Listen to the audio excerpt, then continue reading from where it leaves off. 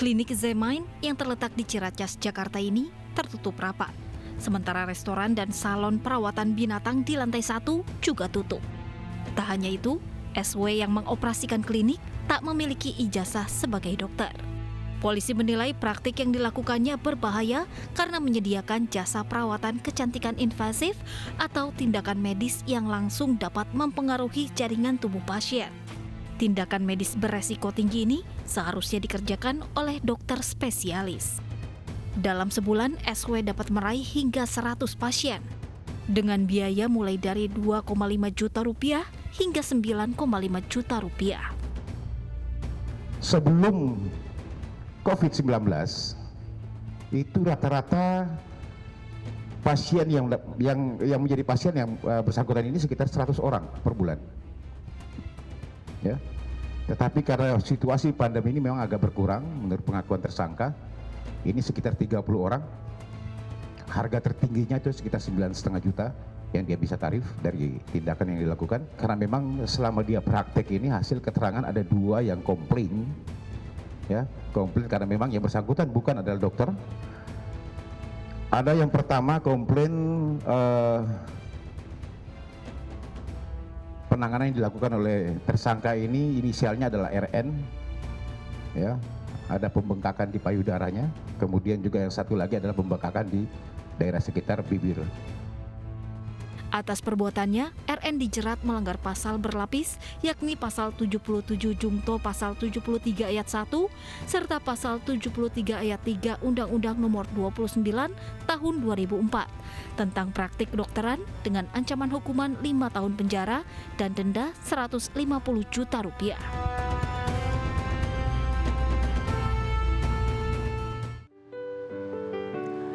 Iya, pemirsa, kembali di program di Indonesia Economic Club. Melanjutkan soal masalah adanya klinik kecantikan palsu tadi, apa yang seharusnya dijaga agar tidak terulang, Prof. Renat. Yeah. Kalau melihat potensinya, tadi Prof. Renat sempat menyinggung di segmen sebelumnya bahwa oke, ini ada kecurangan ataupun ada yang memalsukan sebuah produk, berarti karena ada peluang di situ. Ada peluang. Singkat saja, Prof.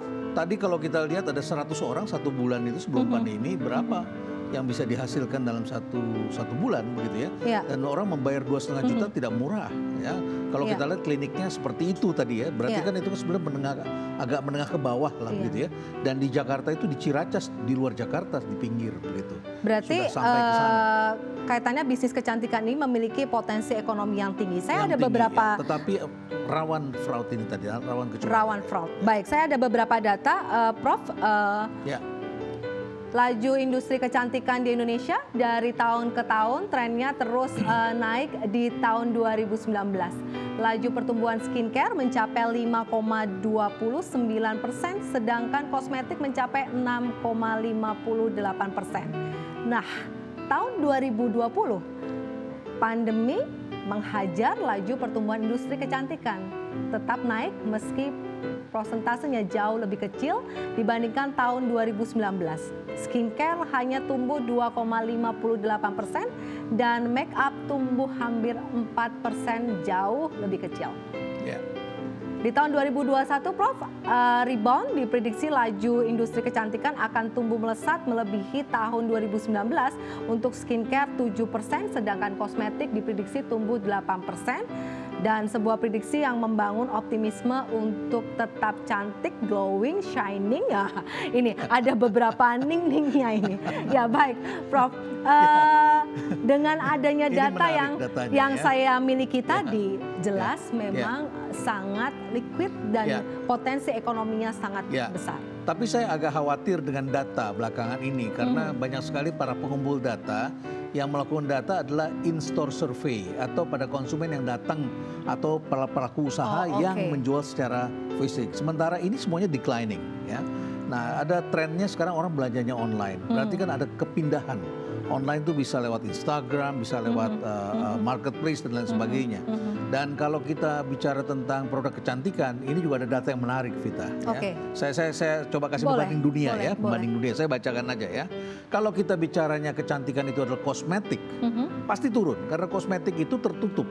kita pakai terutama adalah untuk muka kan, make up. Iya. Kalau kita bicara kosmetik make up, ini kita tutupi. Iya. Ya, berarti kalau di dunia kosmetik dan parfum itu turun 55% sampai 75%. Ya. Karena orang kebanyakan ada di rumah, Ada tidak di rumah, perlu pakai parfum tidak perlu mungkin, pakai, Prof, ya? tidak perlu pakai parfum, Tidak tidak perlu pakai make up full. ya. Oke. Tapi penggunaan eyeshadow di dunia ini naik 150%. Ya. Oke. Sabun tangan ya, berarti kan personal care Iya, ya. Sabun kenaikan 800%. Kemudian perawatan kuku, nah, punya waktu naik 48%. Perawatan cat rambut 172% kenaikannya. Perawatan mandi naik 65%, bisa dibayangkan. Sunscreen juga sangat diminati, ya, sangat diminati naik. Nah, berarti ada yang naik, ada yang turun. Itu satu dari kategori produk. Yang kedua, ada pelaku yang penjualannya naik, ada pelaku yang turun, tergantung bagaimana model bisnisnya. Oke, ini terlihat membuktikan bahwa wajah-wajah wanita cantik, wanita hebat yang hadir di studio tidak terlihat, hanya terlihat dari sisi mata. Baik, kita juga akan melihat dari potensi bisnis ini. Kita langsung saja menyapa Pak Salman Subakat, beliau ada CEO PT Paragon Technology and Innovation atau Wardah. Pak Salman, selamat malam.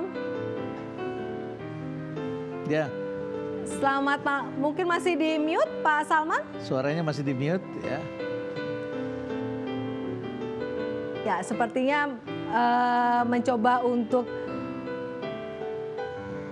kita sebelum menyapa lagi Pak Salman, kita menyapa lagi narasumber yang ada di studio nih, Prof. Ya. Baik. Ya. Kalau bicara masalah bisnis tadi mereka mengatakan justru naik selama pandemi. Iya. Bahkan sampai buka pabrik baru. Ya, sedangkan dunianya data statistiknya tahun 2020 berbeda. Iya. Ya.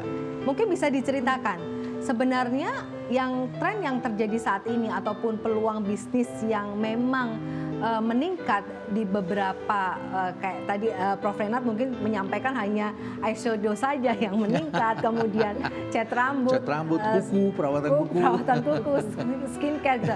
Apakah itu juga dilakukan oleh MS Glow juga?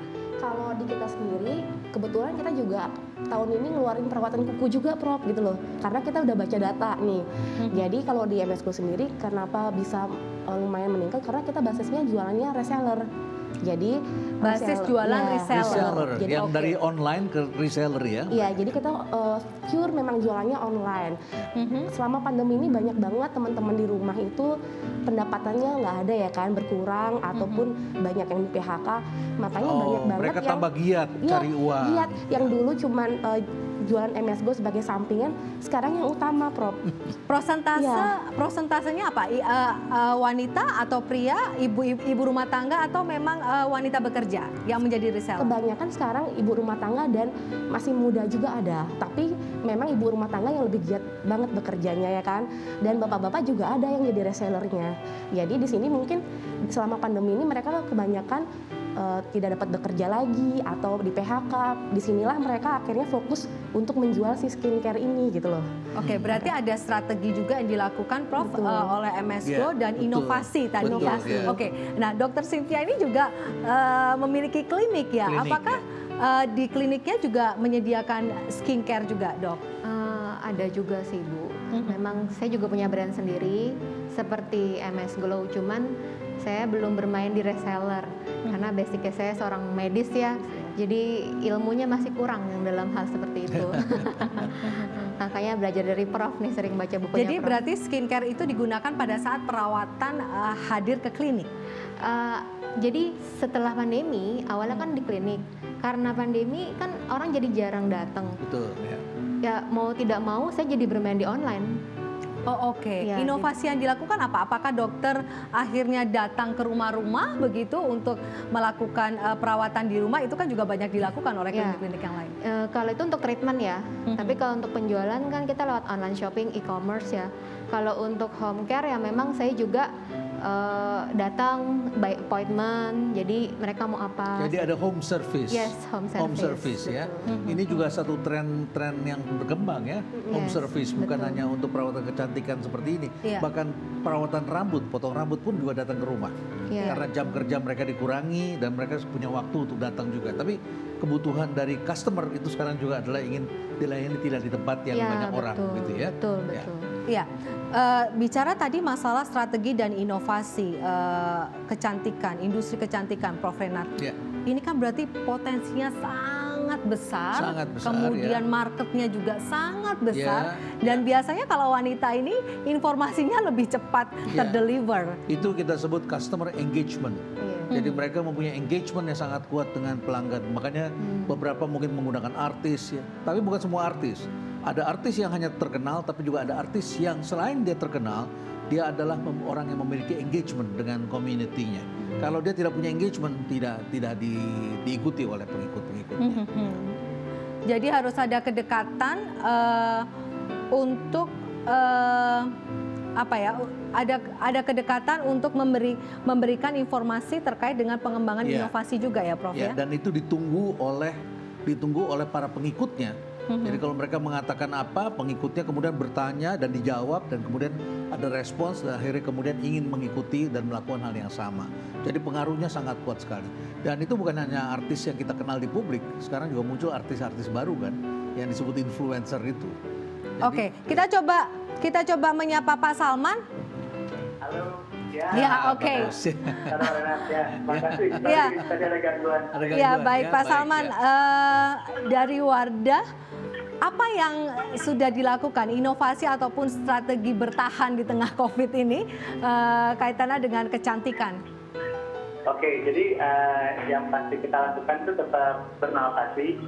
Jadi ternyata masyarakat tetap menunggu berita-berita bagus gitu ya. Terus kita juga merubah campaign kita untuk campaignnya lebih sesuai dengan kondisi masyarakat waktu COVID gitu. Jadi kita juga pengen kosmetik ini memberikan kebahagiaan lah ketika COVID ini gitu. Kosmetik memberikan kebahagiaan. Ini salah satu tagline yang baru kembali nih, Prof. Jadi ada strategi bicara masalah tagline, bukan hanya bicara masalah produk. Ya. Apakah Ya, kalau Wardah juga memiliki ekspansi produk ataupun bisnis yang lain di tengah COVID ini? Ya. Jadi ketika COVID kita juga berusaha pertama itu kesehatan kan. Kita coba bikin hand sanitizer. Jadi hand sanitizer itu sebagai kosmetik tentu misalnya moisturizer yang lebih bagus gitu ya.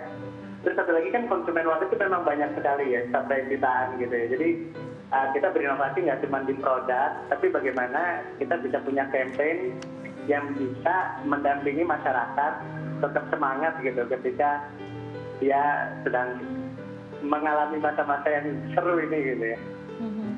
Ya. Oke, masa-masa yang banyak menjadi pertanyaan juga di berbagai sektor. Apakah sampai kapan ini bisa bertahan? Baik, masih banyak yang akan kita bahas. Kita juga masih melihat apakah bisnis kecantikan ini juga berkembang di negara-negara lain. Ya. Prof, kita break Baik, terlebih dahulu. baik. Dan pemirsa pastikan Anda tetap di program The Indonesia Economic Club. Kami segera kembali.